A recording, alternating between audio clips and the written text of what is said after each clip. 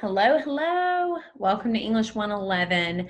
I told you guys that I would be doing a video this week and putting it in your weekly folder just to kind of talk through some of the nuances and to help you better understand the course and how it's going to operate. And then I want to go over a few key issues that I'm starting to see in assignments and discussion boards, and just want to go over some policy information that will help you be successful in the course. So I'm actually going to share my screen with you.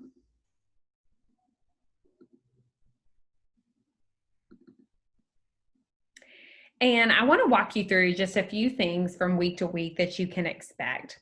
So each week, as I'm sure you've already picked up on this, you will have a weekly announcement. And that weekly announcement just kind of gives you a brief overview of what we're going to be going over that week. It'll help remind you of due dates. It'll clarify any questions. If I'm getting emailed a lot of the same questions, then I'll clarify those things in the announcements. But basically, it's just kind of to get you started on the weekly assignments. And then every week, you'll go over to the assignment content under course content. You'll click on that, and then you'll find your weekly folder. And a lot of you have already been doing a great job jumping in, participating. Each week, as you can see, I will go through and you will see the objectives that we'll be meeting that week. So you'll understand what we'll be going through, the concepts that you'll be learning, and then you'll see the different assignments that you have due right below that. Most of the time your assignments are going to be due on Wednesdays and then Sunday nights by 11:59 p.m. I know that for a lot of you, weekends are really the time that you have to dedicate to your coursework. So I want to make sure that I give you time over the weekend to complete those assignments. One thing I want to bring to your attention are the discussion boards. I just finished grading your first discussion board, and for some of you who've already completed it, I graded the second one. And one thing, I want you to open this document up, and then let me make sure that I'm sharing the correct document. Great. Okay. So one thing I want to bring to your attention, your initial response to my questions should be at least 250 words. And then you're also expected to respond to 2 course mates, and that needs to be 150 words in length per response. So just so you understand what is to be expected, if you complete your initial response, then you're going to get 50 points. If you, and I actually need to change this point system below since I've changed it for this semester. If you respond to another course mate, you're going to get an additional 25 points, and then your second course mate is the additional 25 points. So overall, that's 100 points, 50 for your initial responses, and then 25 each for the 2 responses that you're expected to do for your course mates. So some of you maybe didn't do as well on the first discussion board as you wished. So I wanted you to understand where your grade came from. And I put a lot of stuff in the comment section. But if some of you were like, well, I didn't see any discussion board guidelines, I wanted to make sure that I could bring your attention to where you would be able to easily access it every week, just when you need a refresher. So then the next thing that I want to bring to your attention is over here under course content. We've already talked about assignments, and we'll just go ahead and open up week 2.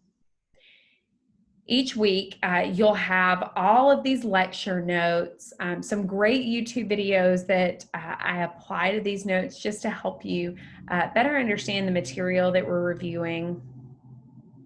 And then also you'll have your discussion boards, and then your outline is the thing that you'll be doing this week. So essentially your assignments will always be at the bottom. This week, I'm asking you to complete your narrative essay outline. You have a document below here to open up that will help guide you as you begin crafting your sentences, your topic sentences, your thesis statements, the really crucial parts of constructing a great essay. I want to draw your attention underneath course content to course reading materials. It's the third little section here under course content, and you're going to click on that.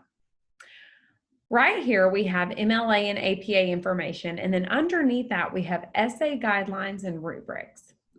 If you click on that, you'll see, and these two items are hidden from you right now because we're not working on those essays, but this is your essay 1, your memoir essay. I want you to open that document up.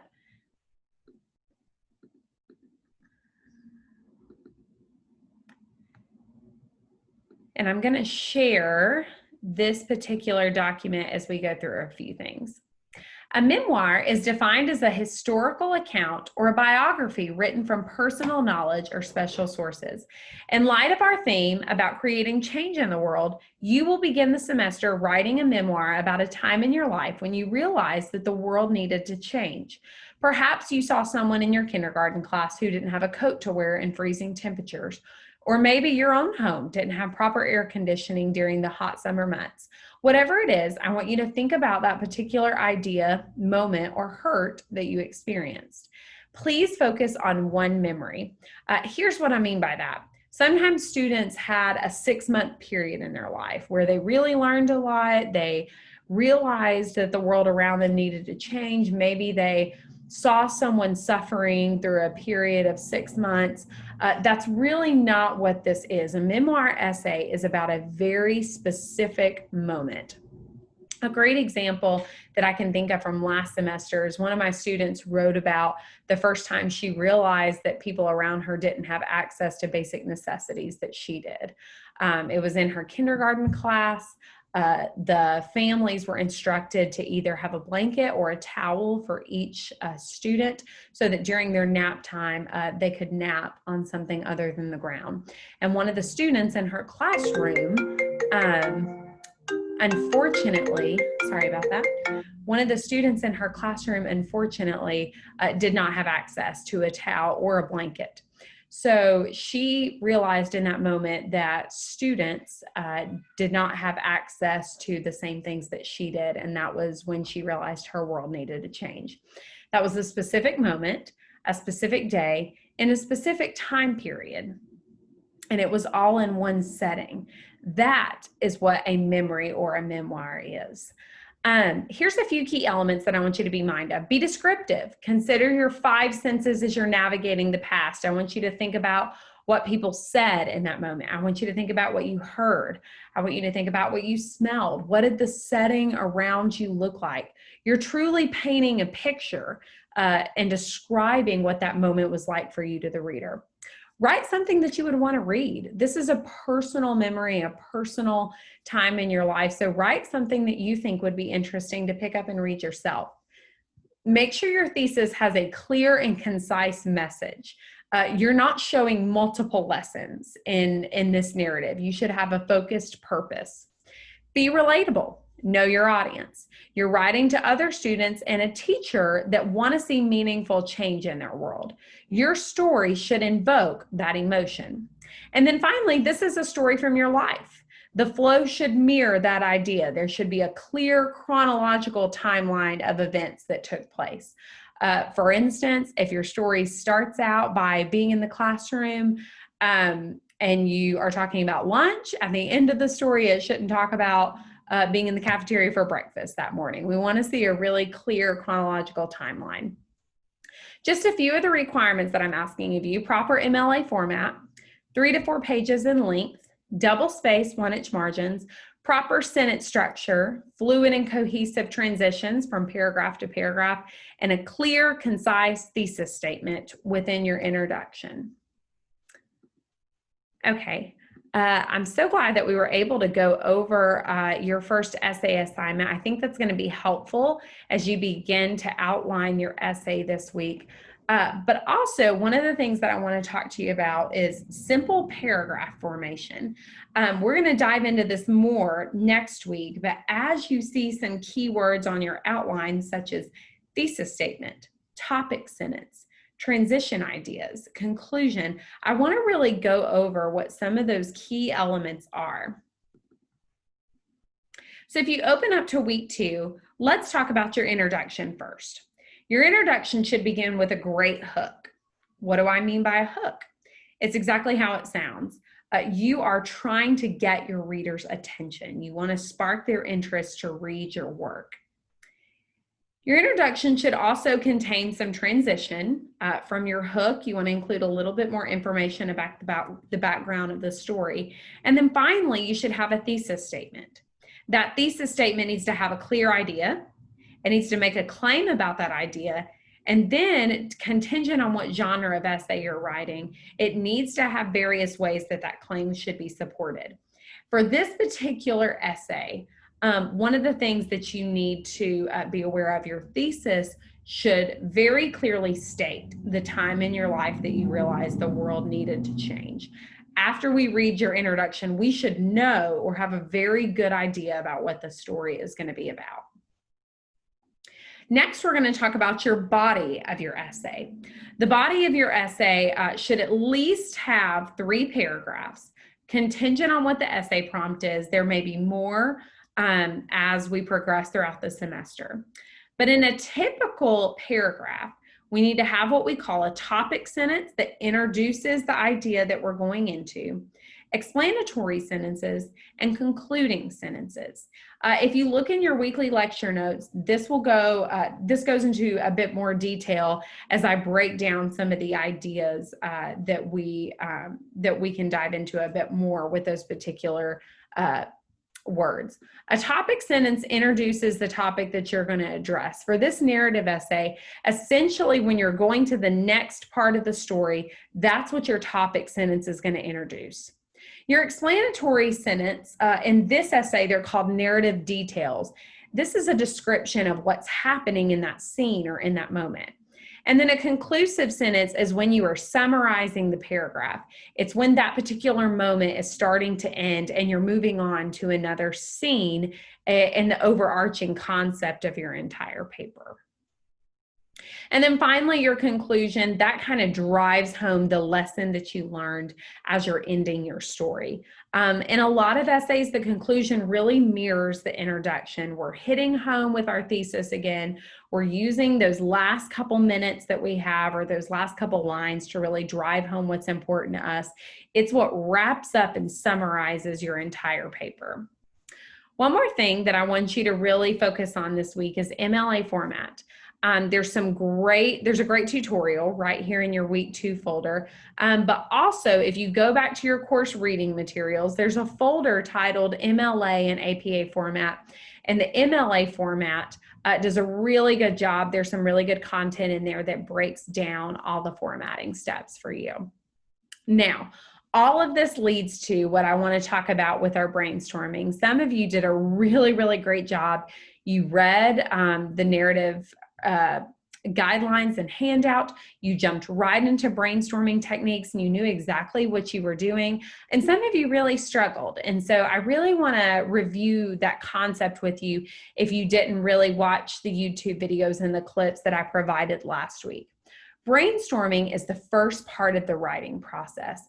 What it really does is it gets your ideas flowing. It helps you navigate what you're trying to say. And so for this paper, some of you created a bulleted list with one idea, and then you used free writing for another idea. Maybe in your bulleted list, you talked about that time that the boy didn't have a blanket in your kindergarten class. And then in the free writing, you talked about the time that your AC went out during the hot summer and there was no money left over to fix that for your family.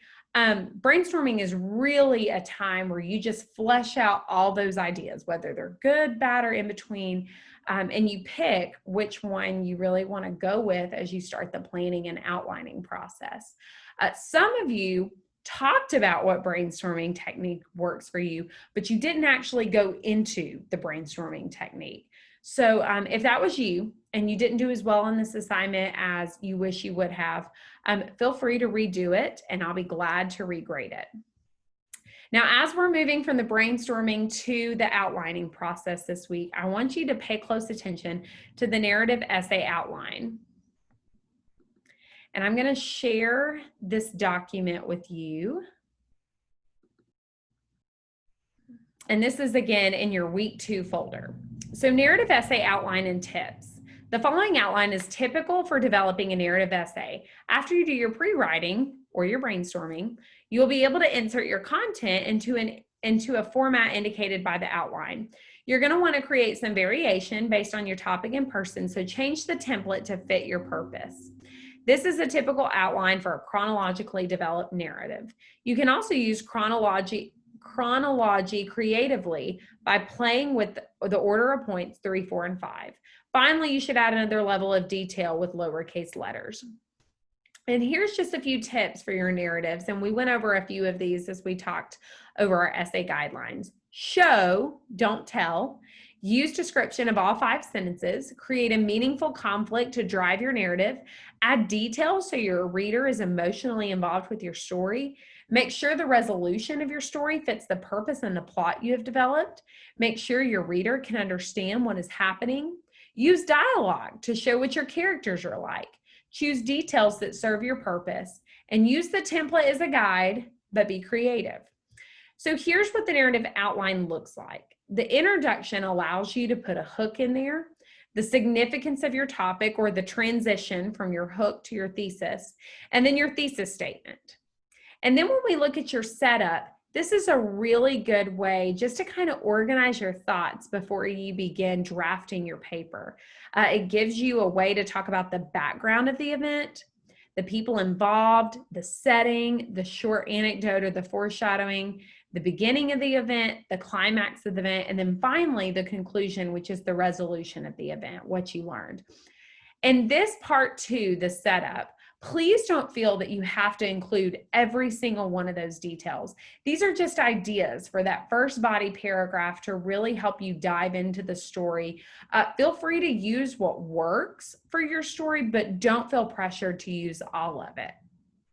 The really important part is this part 3, 4, and 5, where you're really chronologically explaining the story, explaining what happened, what you observed, and what you learned through your experience. One more thing that I want to add about a personal narrative is really something that happened to you. It's something that you were in the middle of and that you were a part of. So one thing that I really want you guys to avoid is if you watched a movie and that movie invokes something in you that you learned. You weren't really in that movie. You simply watched it. That's going to be really challenging to write a full essay over. Or maybe your mom told you a story of a kidnapping. Again, that was something that was shared with you, but you weren't in it. You weren't a part of it. It's really hard to craft a narrative on something that you've watched or you've seen or you've heard and not something that you're a part of. It doesn't have to be anything extravagant. It can be something as simple as something you learned in your kindergarten class, or it can be something as big as you were a part of a protest or you saw racism occur and it struck you that people have really suffered. It can be something small and it can be something big, and your grade's not contingent on that. Your grade is contingent on how well you tell the story, the process of your writing that you use to tell the story, the cohesion, the organization, the chronological sense that your story depicts, and the detail. How did you capture your audience? I hope that this was helpful for you and that this brought to light some ideas before you begin this outline. And I also hope kind of going through the class and really diving into how the flow of this course is going to work was helpful as well. I want you to know that I'm super available to help you. I try to make myself accessible, particularly to my online students who don't have me in the classroom. If you go to your Blackboard and you look right here at faculty information, you'll see that my contact information is right there. Feel free to text me, to call me, to email me. Again, I want to be accessible to help you. I hope you have a great week. I hope you know that I'm here to help in any way. And if you have any questions about the assignment or any of the lecture notes or the videos, I'll be glad to help you out.